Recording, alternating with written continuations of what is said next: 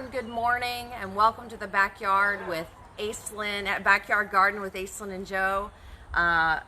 These times are a little interesting, aren't they? I want to start out at the very beginning with my mantra that I've come up with that might help you all out, and that is, I cannot control the collective, I can only control myself. So focusing on what you're doing in your own home, in your own backyard, that's really where I'm going with this.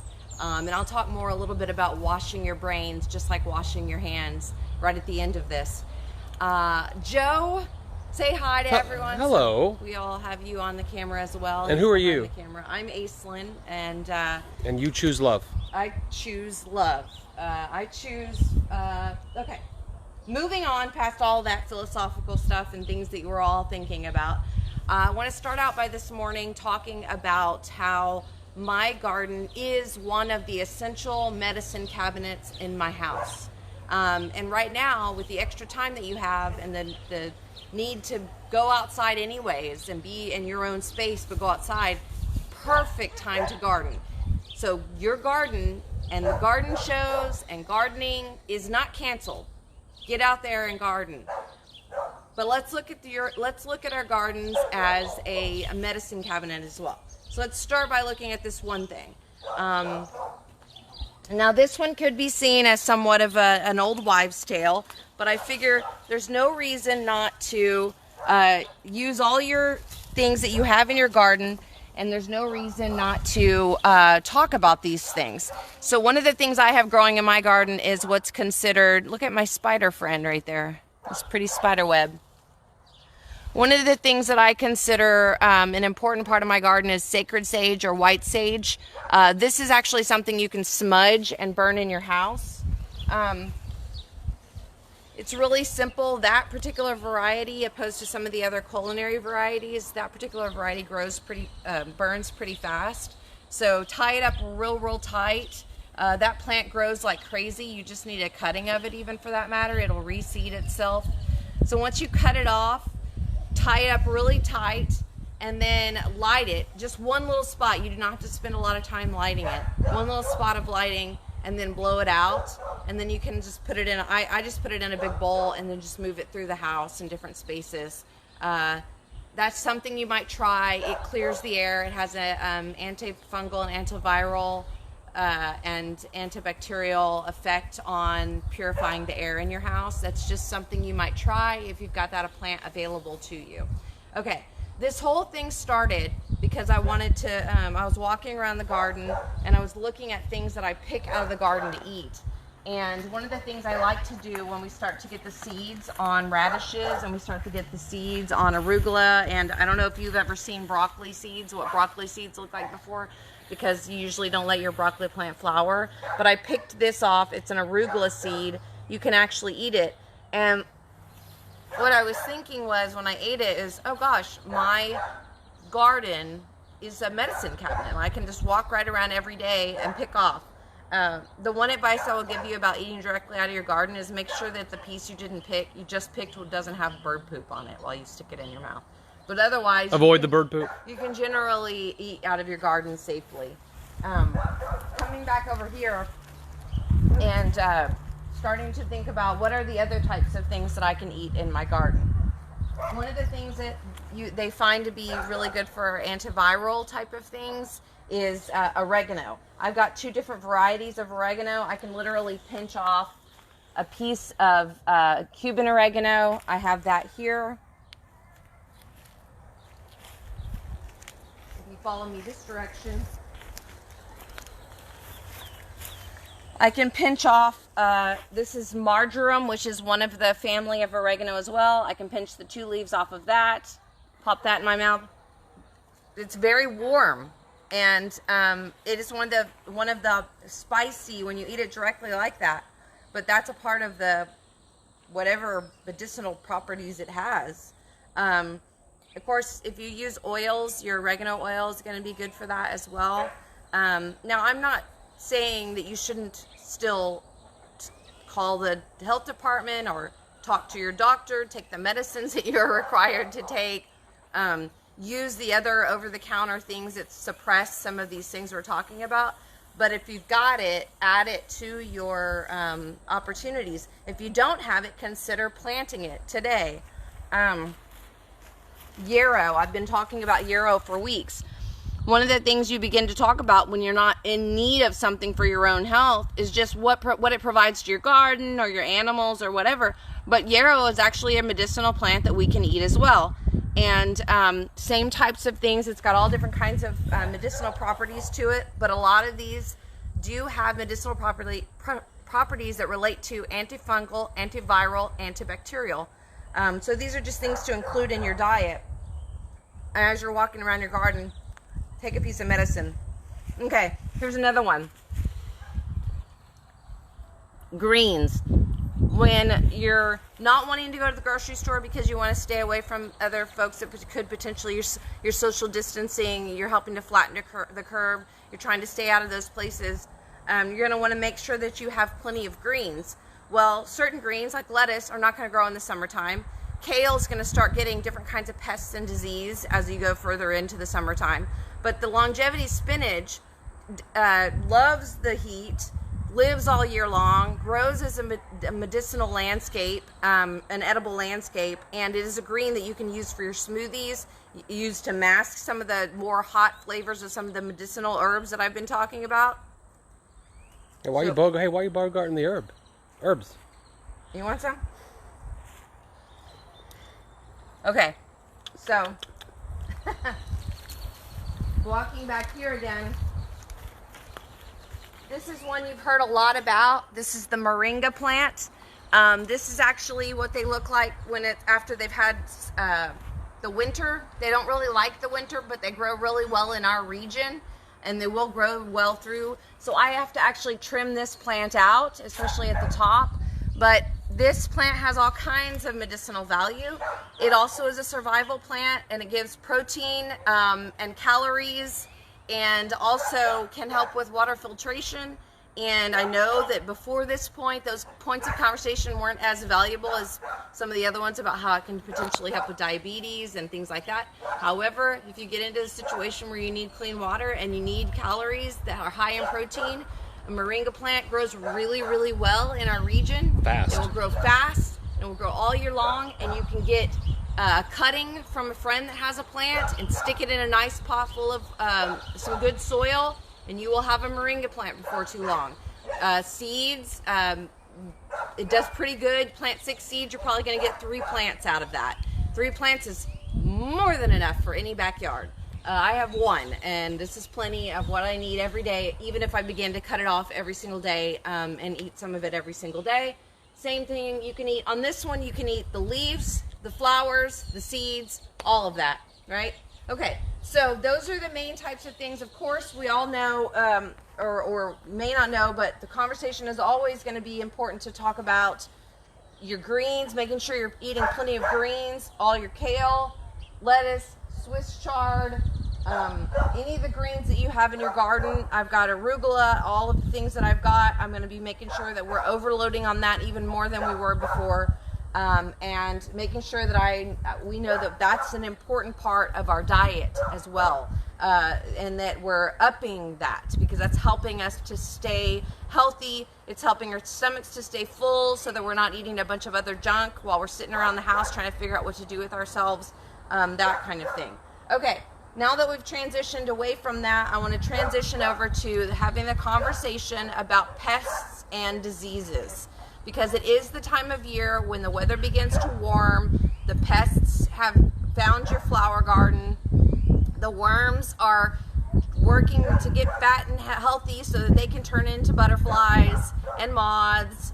And the mold, mildew, blight, all of those things have begun to set in. Are you seeing evidence of pests? Is Yes. it starting? Yes. Ah. So I thought I'd show you and talk to you because inevitably, it doesn't matter where I go, the first conversation is always going to be, what do I do about the pests? Well, the first thing you do is plant your garden in a way that everything isn't in perfect rows, so that when you find one pest on a plant, you can wipe it out really quickly. and it hasn't spread to an entire row of plants. That's the first thing you can do. If you've got a pest that loves cabbage and you've got all your cabbage in one bundle, you can lose it pretty fast. You can lose your cabbage real fast. I follow that. Exactly. That makes sense. Okay, and then the second thing I tell people is, and they always get really confused because I go like this. This and this is your best tool, right? Okay, so what does that mean when I say that? Well, look at this. Do you see how I have this, and I'm looking at my garden every day. It looks like kale.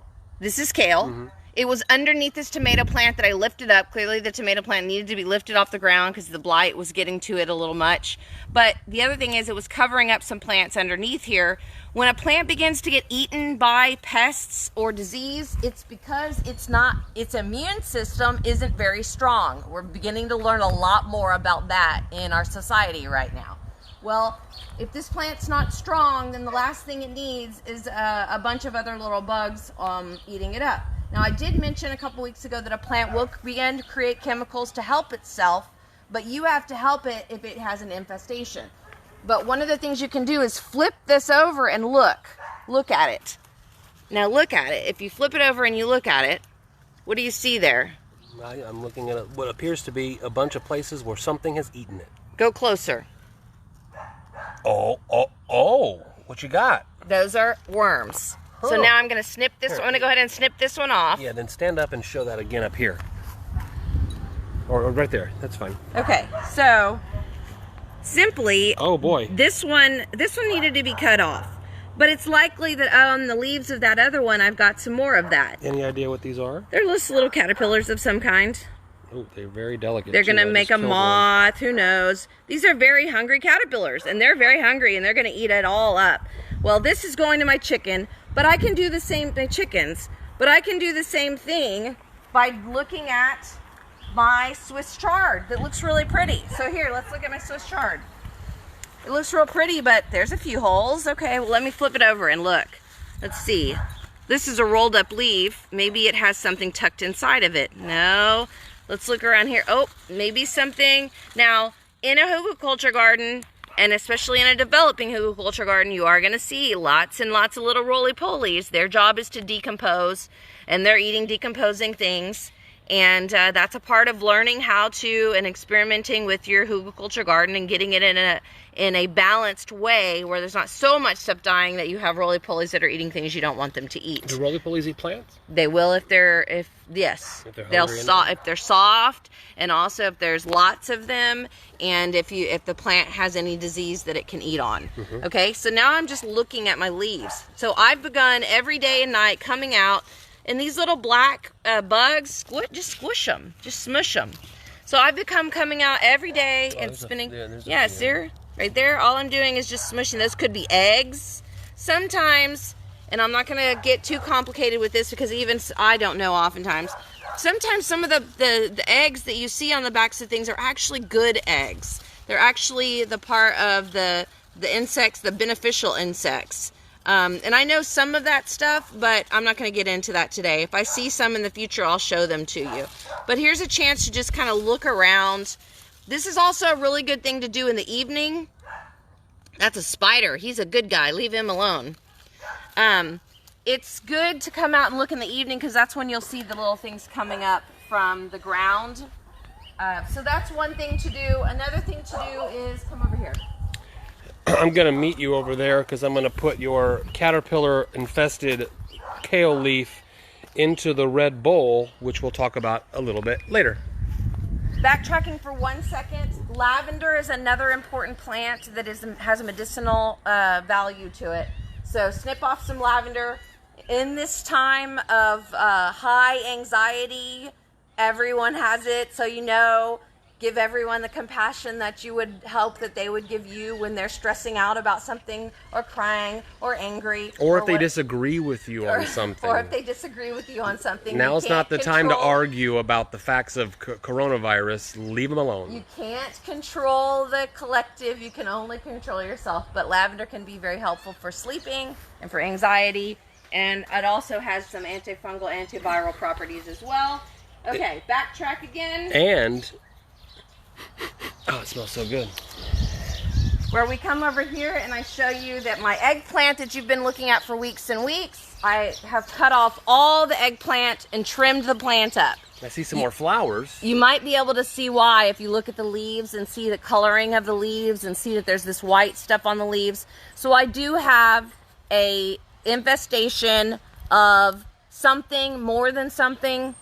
I have an infestation of possibly rust virus.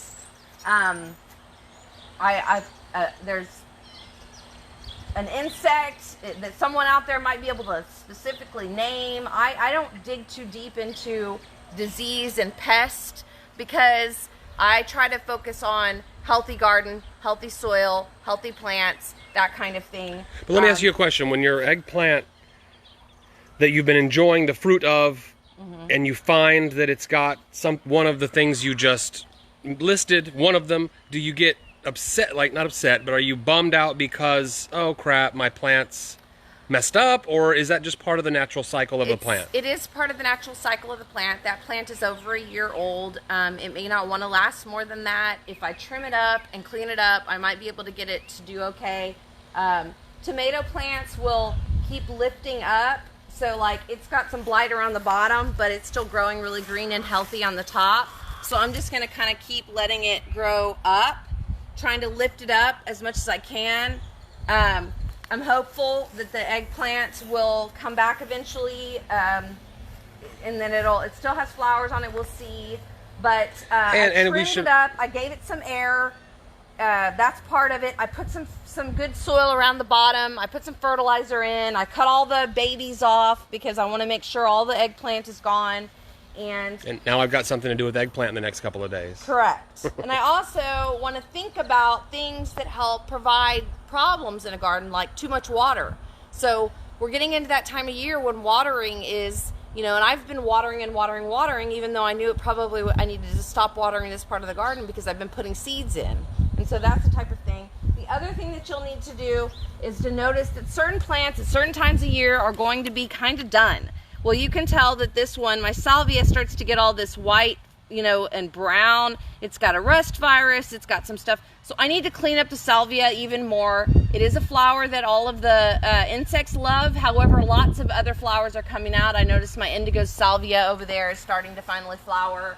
I put in some marigolds. I went ahead and just bought some more marigolds to get them started. Put one right next to this plant that's been having a bit of trouble. Also, do you have a notion at the beginning of your garden that you're going to have a little bit of more problems, perhaps, with these kinds of things that you've listed because you choose at the beginning of your gardening not to? You know that you're not going to be using any chemical or unnatural fertilizers. You could run out, I'm sure, and find something to spray. No, I don't expect to have more problems because I use organic methods. I expect to have less problems because I use organic methods. So this is just a part of the thing. This is a part of the natural process of culling. That's how nature works. Gotcha. Nature works takes out things that are immunocompromised. Okay. That's what it is. I love the job of being ignorant and asking you questions.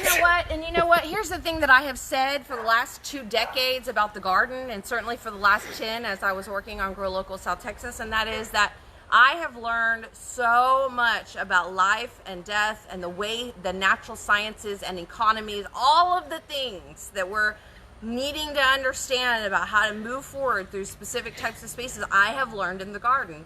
So on top of a medicine cabinet and food and fresh air and sunshine, it's also an opportunity to learn how to manage these things that we're having to process at a deeper level. Now, as it relates to the thing that you were talking about a minute ago, and what's products and pests and diseases and things like that, I will tell you, we went to Home Depot yesterday.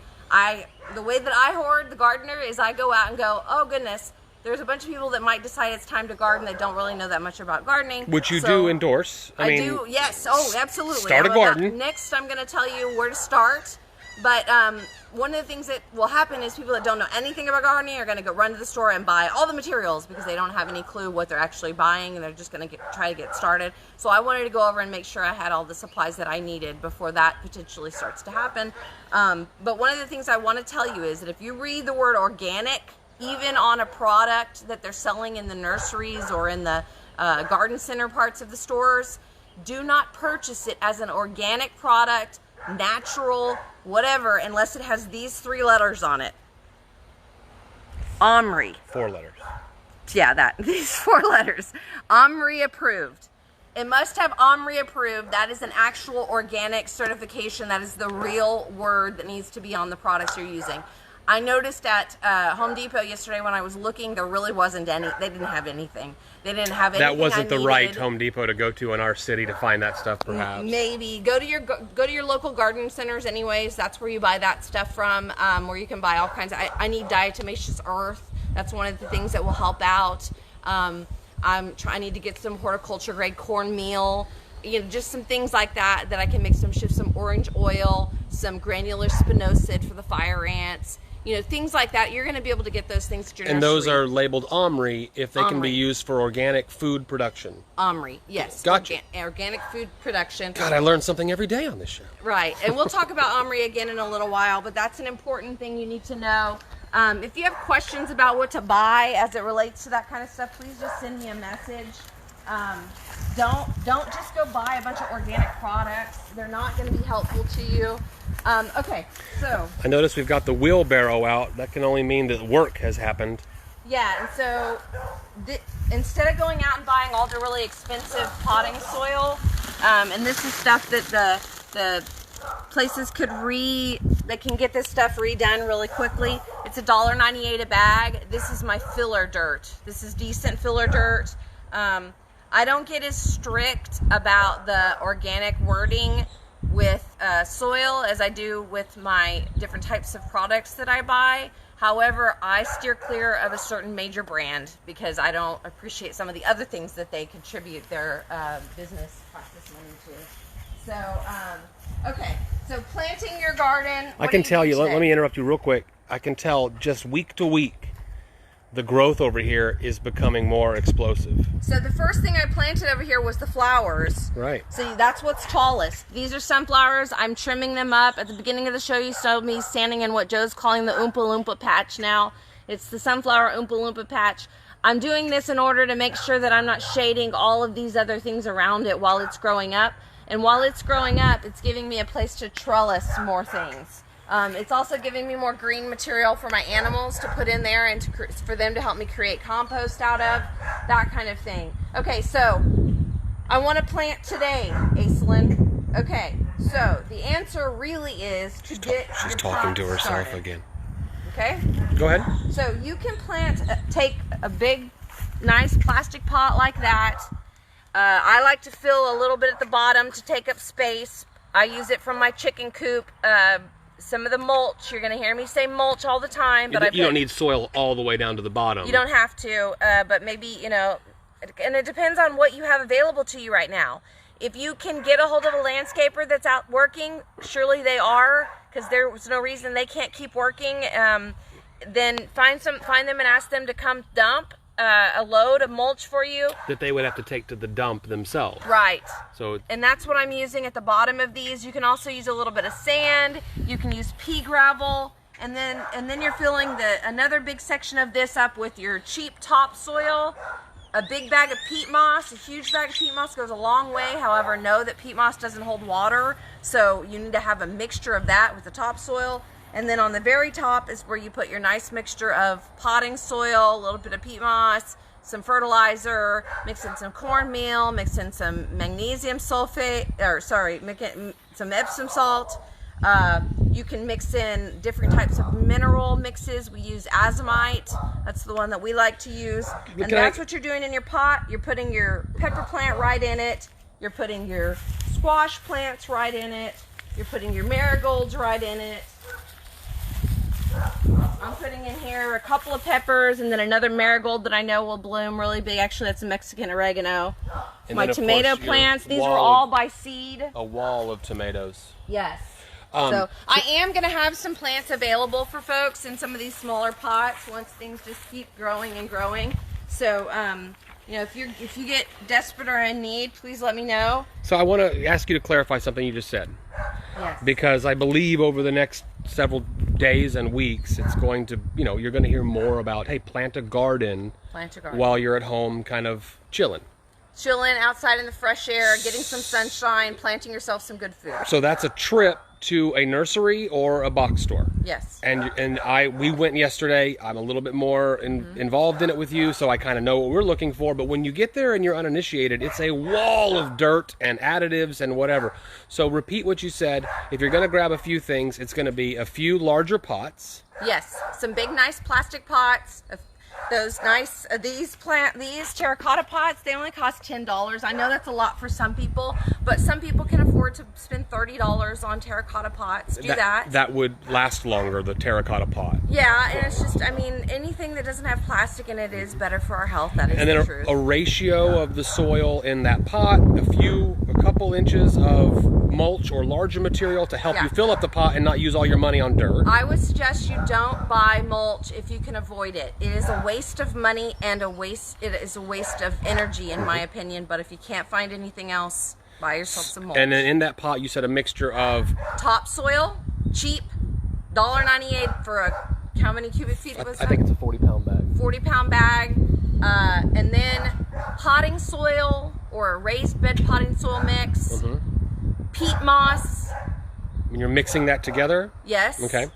A little bit of fertilizer. I use animal, organic fertilizer, cow manure, that kind of thing. Yes. Be careful with the young baby plants with fertilizer because it can be a little too hot for them. So put your bigger plants in with the fertilizer. Save the fertilizer for later when the plant gets a little bit bigger. Did you check out the plants that were available yesterday? What can people buy right now? Well, okay, so this is one of the things I wanted to say at the top when you were talking about that kind of stuff. I shop at both the box stores and the local nurseries. I shop at the box stores for the big material. I shop for soil there. I shop for plastic pots and things like that there. Peat moss. I will always look at their fertilizer and their section just to kind of see what they're doing in terms of cost and all of that. Okay, and then I go to the nursery. And that's where you buy your plants mostly? Yes, at the nursery is where, and I also buy my products. So my organic materials that I need, the things that I can trust, fertilizers, all of that kind of stuff. Buying wise, I did buy when I was at the big box store a thing of marigolds. I still think they were a little too expensive for a box store. And then most of my other plants that I'm buying, seeds, any of that stuff, I'm buying from my local nurseries. So do you know what's available at the nurseries now? I know you've recently bought tomatoes. Plants, definitely. Pepper plants, eggplants, basil, but basil seeds so easily that just buy basil seeds. Don't buy, I mean, I wouldn't buy cucumber or squash. I would buy their seeds because they seed easily. Go ahead and put them directly in. You typically buy that plant just to get a head start? A plant? Uh-huh. Yes, but they don't like to be moved. Got you. So you're better off to plant that from seed and start your own and then, you know, move, especially cucumbers. Cucumbers do not like to be seeded.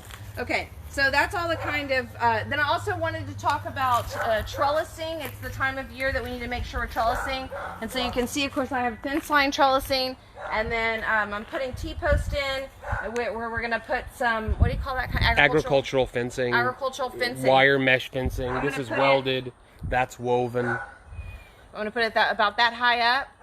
Off the ground? Yes. Okay. And then I've got as far up as it'll go beyond that. Yeah. And then my cucumbers will grow up this. They'll be growing up that trellis. My pumpkins and things like that will be growing up this. You're doing one back here too? I am. This wire, however, how much it looks nice for growing at things that real tight and weaving, it's really hard to work with because it's hard to get your hands through it. So that's one thing I've learned, that I don't like this one as well as I like the agricultural wiring. The netting doesn't work for really much of anything. Yeah, this is just for chickens. This is to keep predators out and the chickens in. That's a tight weave. Okay, let's go on to the very last thing. I know we're running out of time already today. And that is fertilizing. And fertilizing, I've got my little orange tree over here. It's starting to put all its little blossoms on. You should start to smell the beautiful smells of citrus and things like that because our citrus plants are flowering. During flowering or harvest production season for any of your fruiting trees, you need to fertilize every 1 to 2 months and at the drip line. So the drip line is how far far did the leaves go out? With this tree, it means that this is my circumference all the way around, and that's where I need to kind of poke in some holes and then drop some fertilizer and then water this area really well. Again, you're looking, this is essential because I know this brand puts things out that are not OMRI approved. So just because it's called Joby's Organics doesn't mean that it's necessarily OMRI approved. So make sure it has OMRI approved on it. You can do this every 1 to 2 months during the height, when it's flowering, when it's fruiting, 3 to 4 months when it's dormant, when it just doesn't have any leaves on it, or if it's just hanging out and all of that kind of stuff. That's one of the best ways to deal with pest and disease, is actually to fertilize, especially when all of your different vegetables and plants are flowering and fruiting, is to give them some fertilizer every 1 month or so. Okay, that's all I really have for today. You can see my tomato plants. Look how big and beautiful this pumpkin plant is. And if I compare it even over to my hugelkultur bed, this one's doing better than my hugelkultur bed. And that's because a hugelkultur bed's first season is going to be its hardest season as the stuff starts to break down. Last, in terms of announcements, and then Joe's going to give you a minute with the chickens, of course, and that is, please don't forget that Monday is the launch of episode 28, I think, of Dinner Table Talks. We've been talking a lot at the dinner table about a very specific topic, but we're hopeful to really not talk to as much about that, because we'd like to give you opportunities to not have to look at that at every single thing you look at, and have some entertainment. The other thing I wanted to talk about was that the president has announced today as a National Day of Prayer. I believe in prayer without ceasing, and that means all of the time I'm constantly requesting. I bet your finger is in the way. All of the time I'm requesting in my mind prayer and thought, and all the words that I say out loud inside my mind. So inside your mind is creating things, and one of the things I came up with the other day was that I need to wash my brain as often as I'm washing my hands right now. And so if I'm washing my brain, well, when I wash my hands, they tell you to sing happy birthday to yourself. Twice, right? Happy birthday to 20 seconds. 20 seconds. Okay. Every time your mind gets dirty, and there's dirty thoughts going on in your mind as we're dealing with the anxiety of all of this, wash your brain. And my thoughts about that are, take a deep breath for 20 seconds and maybe sing happy birthday or say prayer or whatever it is that you have to do. But wash your brain as often as you're washing your hands. And that's one of the things that you can do best, along with remembering, this is my mantra, and I hope that it will help you as well. And that is, you cannot control the collective. You can only control yourself. Have a lovely day. Stay in prayer. I'll see you all soon. If you have questions, I'm happy to answer them. Joe, show us some chicken stuff. Well, just real quick, last week we showed off the new area that we're going to have them take down to dirt and plant a garden on eventually. And just wanted to show you what 1 week of chickens on grass looks like. They find their favorite spots and really dig in. For them, it's this one over here. That had grass on it a week ago. And so that's the tilling that will happen here, and that's the putting your chickens to work in a garden. Then I also wanted to quickly show you the chickens that are bringing us eggs, so we don't have to go to the grocery store to buy them. Correct. I don't have to go to the grocery store to buy eggs. This is our red bowl. It sits on our countertop with a tea towel over it, and every morning I come out here. Right on top of that bowl is that leaf, that kale leaf that Aislinn, and they know the red bowl. They come for the red bowl. Now I'm going to put this here, and I just want to see it's because they know it's got worms on it. If they're eating the kale or if they're picking on. No, they're just going for the kale. We use the okay. So you've got that's our slop bowl, and this is our compost. What's the difference between slop bowl and compost? I will tell you right now the difference between slop bowl and compost. Coffee grounds. This is yesterday's coffee filter. It went into the red bowl this morning, right into the compost. These are leftovers that a kid didn't eat, I imagine, and they include oil and other cooking things that we used to cook. But all of this stuff is just produce. Some kid ate a banana. That just goes right into the compost bowl. Eggshells also can go right into the compost bin. And then what I do is just stomp those with my foot, and then they will eventually eat the eggshells. That's how they can get some extra calcium in their diet. But because the rest of, I see a slice of bread and other things, it's just going to go into the, I don't want to be filmed. It's going to go right into the slot. Because I see yesterday morning's eggs that someone, a couple little bites of eggs, someone didn't want the crust of their sandwiches. And that is just zero food waste. All of our food, all of our leftovers, all of our, kids or an adult scraping the plate at the end of a meal, if they didn't quite eat everything, goes right into that. I heard you've started a routine that's making us get 5 eggs a day more active. It's not a routine. Well, no. Yes, absolutely correct. But it's a very well-known routine, and that is to give them scratch in the evening. Helps your egg production. Scratch, of course, are just raw grains that you throw onto the grass and they scratch at them. That's why it's called scratch. But in the morning I give them a scoop and a half of their chicken food, and in the evening I give and in the morning they always get the red bowl. Sometimes there's nothing in it because we didn't eat at home or whatever. But these days I imagine that we'll be eating at home. I don't imagine, we will be eating at home most of the time, and they're going to be very happy because of all of that. I just need to... And then I'm giving them greens throughout the day when I'm around to give them greens, not necessarily on the work day, but on the So they help with the garden, and get out of there, lady. It's too early in the morning to have eggs yet. You got 5 at the... Got 5 eggs yesterday. 5 chickens, 5 eggs. Yeah. Beautiful day. Okay, that's about it. That's about it. We'll release a new Dinner Table Talks tomorrow morning. You can find that at dinnertabletalks.com. And in the meantime, I'll leave you with some pastoral images of chickens eating food.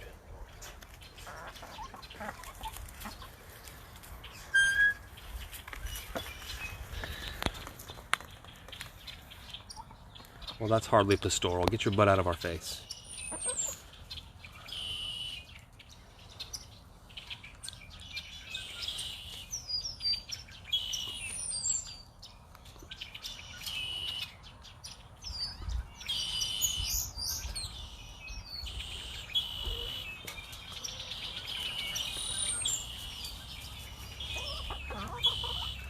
I disrupted the white one's egg laying. She's coming out here to get in on the action.